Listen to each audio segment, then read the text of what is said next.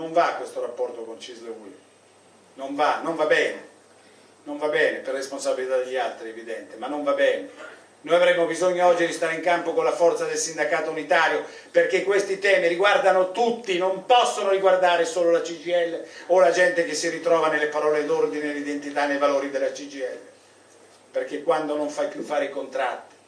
perché quando per la prima volta usi l'innalzamento dell'età per far cassa, contrariamente a quello che CGIL e CISL-UIL per decenni hanno detto assieme, non si possono usare le pensioni per far cassa, ma solo per fare equità e per fare la riforma. Se oggi altri dicono cose che fino a ieri non avevano detto, questo è un problema anche per noi, e dobbiamo pazientemente ritessere, ricostruire, riprovare a tessere, riprovare a costruire, sapendo che non è possibile che queste contraddizioni alla fine non trovino l'unico sbocco possibile,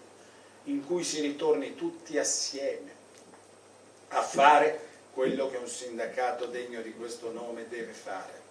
a battersi secondo le proprie sensibilità e culture per la difesa dei diritti del mondo del lavoro. E dedicheremo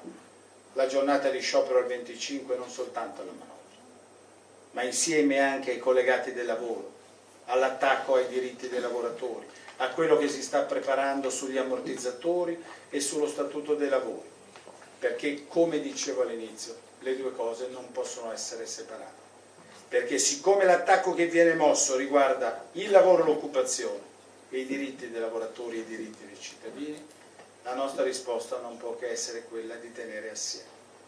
Così come dobbiamo evitare, e questa è una battaglia politica che dobbiamo fare ancora una volta noi, di separare il lavoro pubblico dal lavoro privato.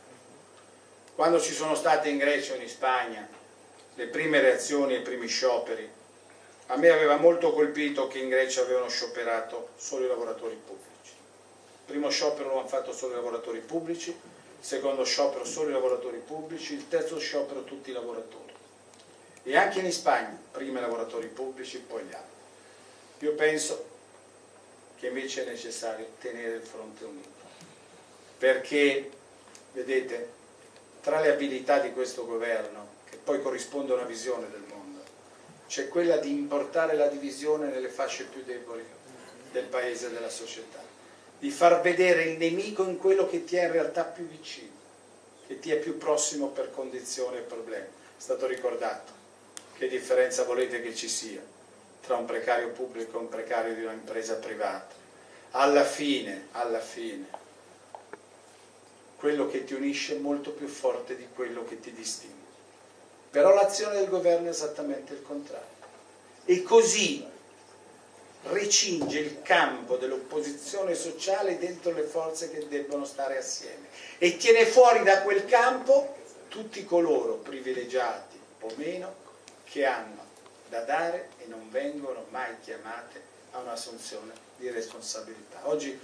l'ho chiamata in un'intervista che ho fatto una lotta di classe al contrario. Una volta della classe dei lavoratori contro. Oggi ci si scontra dentro il mondo dei lavoratori e c'è questa classe dei redditieri, dei rantieri, dei grandi patrimoni, dei grandi redditi che viene totalmente messa fuori da una politica che invece deve coinvolgere soprattutto chi più ha. Io credo che questo è il segno che dobbiamo tenere, la coerenza e l'intelligenza che dobbiamo avere nella fase che abbiamo di fronte, che non ha rotture di continuità con quello che abbiamo fatto fino ad oggi e con quello che dovremo fare domani, cercando e battendoci perché dalle cose piccole alle cose più grandi cambi il segno di una manovra che sta dentro una filosofia che porta il Paese non a diventare un Paese più avanzato, più moderno e più coeso, ma un Paese ancora più diviso, secondo me ancora più arretrato e ancora più in difficoltà, ed è quello che noi non possiamo permetterci e soprattutto non vogliamo.